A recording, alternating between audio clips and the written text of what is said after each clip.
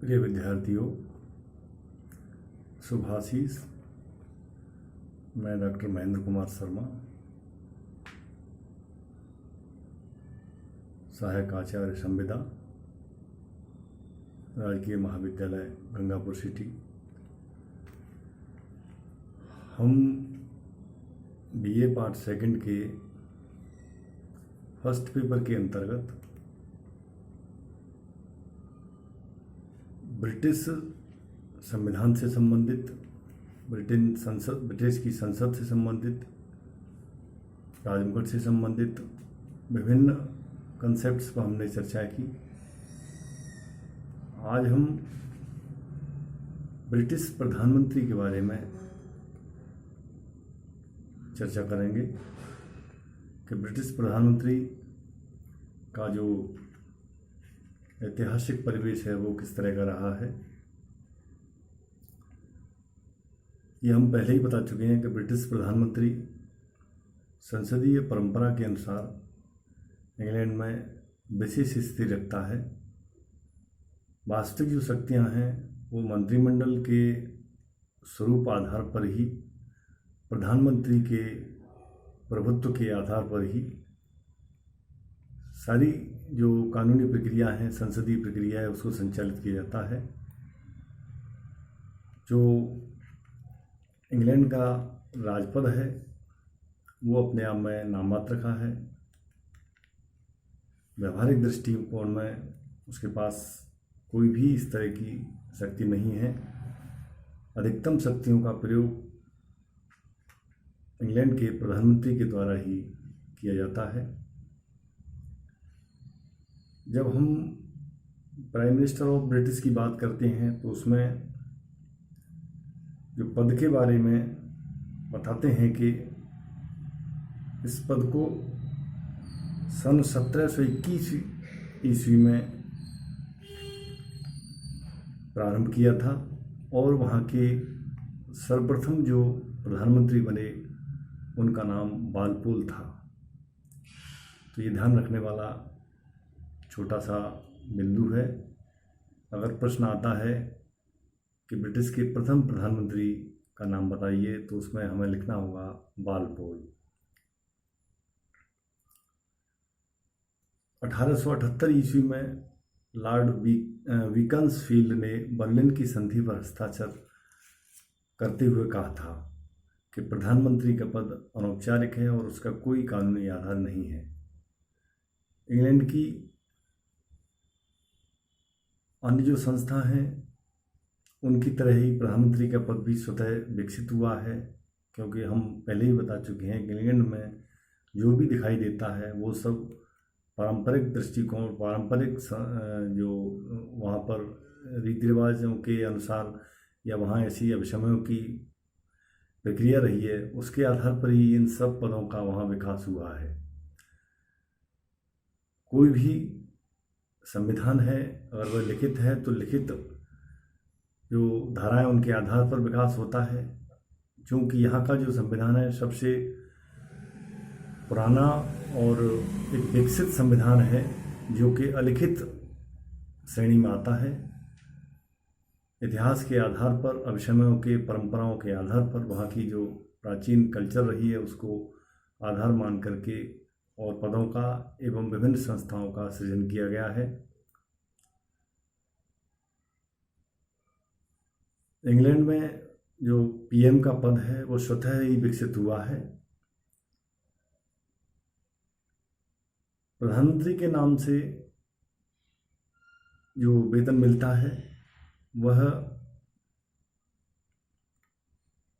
राजकोष के प्रथम लॉर्ड के वेतन का ही भाग समझा जाता है। अर्थात नाम से भले ही पीएम के से मिले, लेकिन उसका जो वास्तविक तरीका है वह उस राजकोष के प्रथम लॉर्ड के वेतन का ही भाग माना जाता है।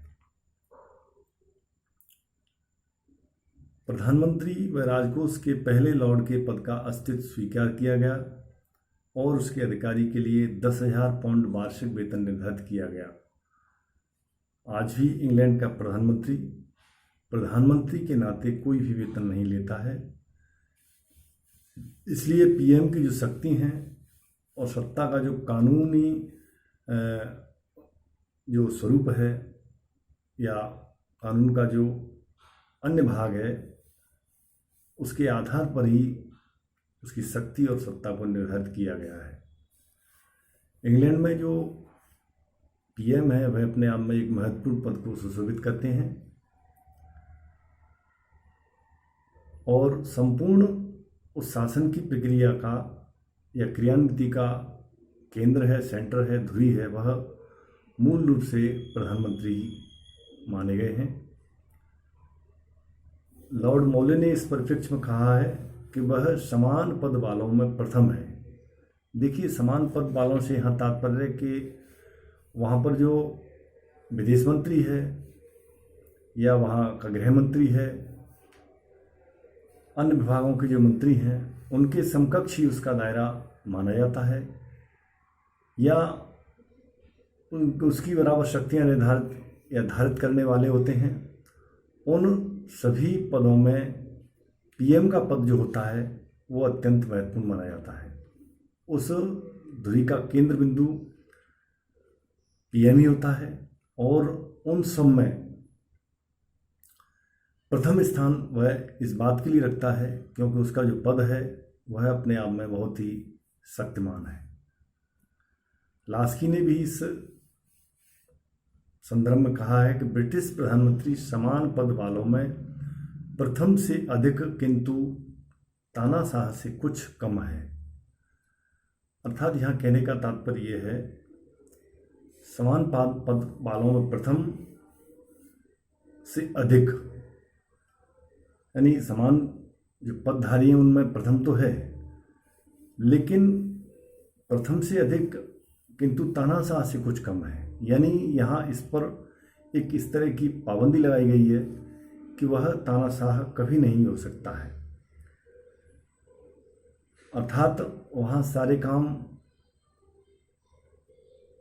राजा के पद के अनुसार होते हैं, इसलिए उसकी शक्तियों को भी कम किया गया है। पिछले ऐतिहासिक दृष्टिकोण से हम जो पढ़ते आए हैं तो कहीं लगता है कि जो शक्तियों का केंद्रण किया गया है वो पीएम के समकक्ष या पीएम के ही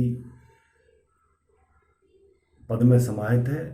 तो लगता है कि कभी यह तानाशाह की स्थिति में नहीं तब्दील हो जाए। तो यहाँ इस बात पर विराम दिया है, उसको प्रतिबंधित किया है कि तानाशाही वहाँ पर कभी भी नहीं ला सकता है ब्रिटेन में कोई भी प्रधानमंत्री, इसलिए उससे कम बताया है।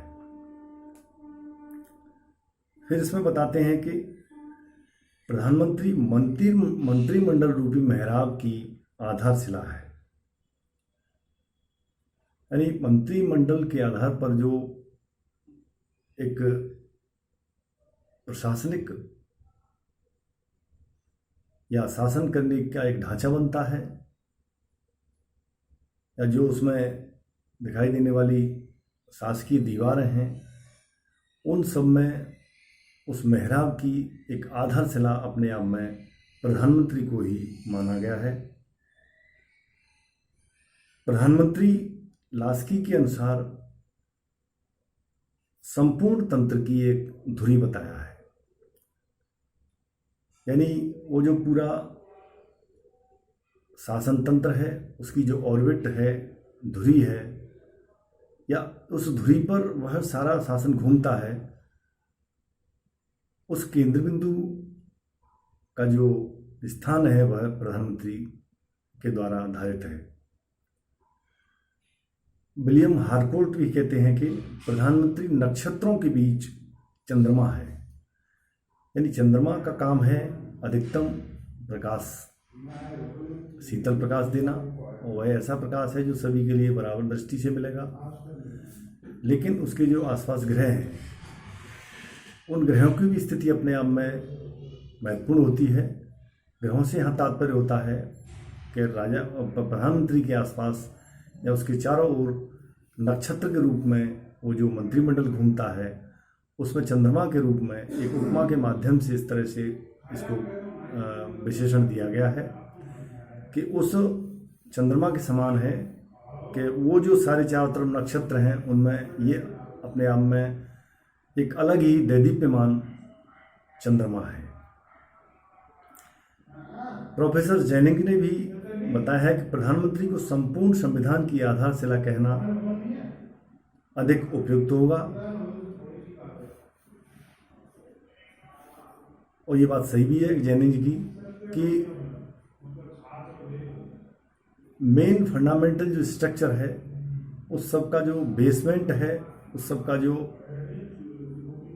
आधार है, बेस है, या नींव का पत्थर जिसे कहेंगे, जिस पर के भवन का पूरे का निर्माण किया जाता है, तो उस का जो पूरा प्रभार है, दायित्व है, वह अपने आप में आधारशिला के रूप में ब्रिटेन के प्रधानमंत्री के द्वारा निर्वहन किया जाता है। बहुत अच्छी एक और परिभाषा दी है रैमजे म्योर के द्वारा।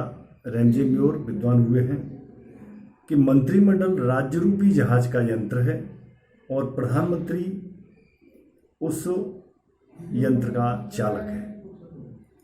यानी मंत्रिमंडल राज्य रूपी जहाज का यंत्र है, यानी राज्य है, रूपक के तरीके से यहाँ समझाने का प्रयास किया है कि मंत्रिमंडल उस राज्य रूपी जहाज का यंत्र है, यानी उस जहाज का यंत्र मंत्रिमंडल, और उस जहाज का या जो मंत्रिमंडल का यांत्रिक रूप मंत्रिमंडल है, लेकिन उस जहाज का जो संचालक है, ऑपरेटर है, उसका ड्राइविंग करने वाला है, वह प्रधानमंत्री है, अर्थात चालक है उस पूरे जहाज रूपी मंत्रिमंडल के यंत्र का।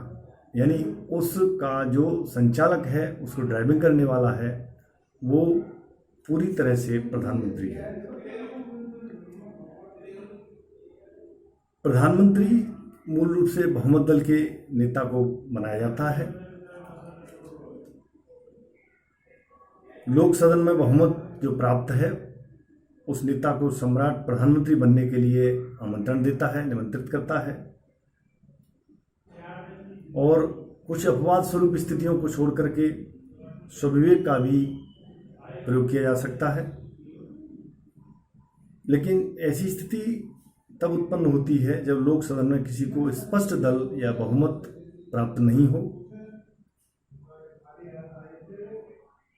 राजा ने यहाँ स्पष्टतः स्वविवेक का प्रयोग किया था 1931 में। अल्पमत दल के नेता मैकडोनाल्ड को प्रधानमंत्री बनाया था, तो वहाँ स्वविवेक की शक्ति का प्रयोग किया गया।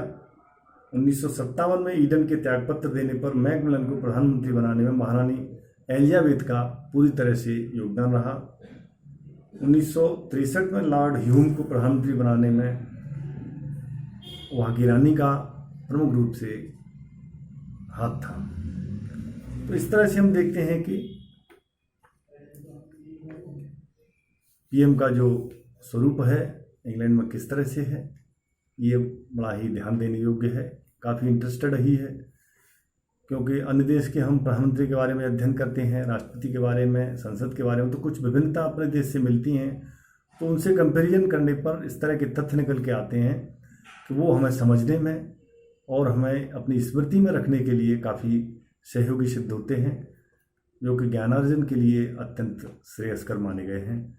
और हम कल के अध्ययन में ब्रिटेन के प्रधानमंत्री का जो शक्तियों का स्वरूप है और उसके द्वारा किए गए या किए जाने वाले कार्य हैं, उनके बारे में अध्ययन करेंगे। तब तक के लिए धन्यवाद।